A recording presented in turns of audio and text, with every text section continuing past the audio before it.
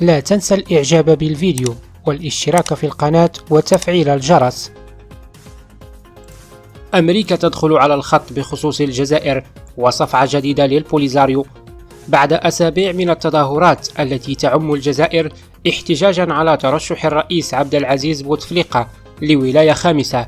أصدرت الولايات المتحدة أول تعليق لها على الأزمة، وقال المتحدث باسم الخارجية الأمريكية: نحن نراقب هذه التظاهرات في الجزائر وسنواصل فعل ذلك، مشددا على أن الولايات المتحدة تدعم الشعب الجزائري وحقه في التظاهر السلمي.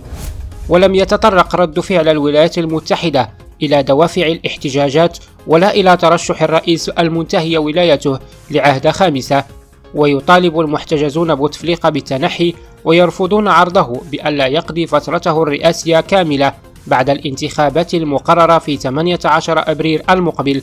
وكتب على إحدى اللافتات: انتهت اللعبة، بينما حملت أخرى عبارة ارحل يا نظام.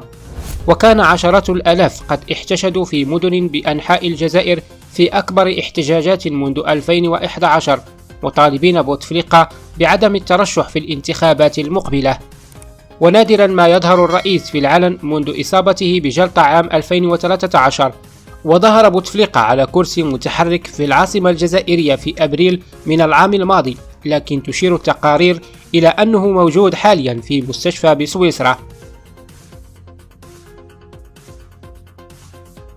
فضح التقرير السنوي لمنظمة العفو الدولية الانتهاكات والجرائم المرتكبة من طرف قيادة بوليزاريو في حق السكان المحتجزين في مخيمات تندوف فوق التراب الجزائري.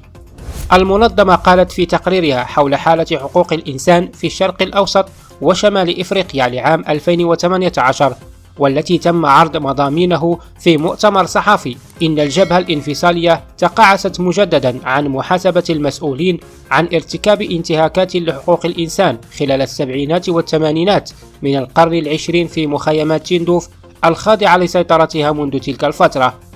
واتهمت المنظمة السلطات الجزائرية بالتضييق من دون داع على الحق في حرية التعبير والتجمع السلمي وتكوين الجمعيات والانضمام إليها، مشيرة إلى أن ذلك شمل التوقيف والاعتقال التعسفي للصحفيين والنشطاء باستخدام نصوص قاسية من قانون العقوبات.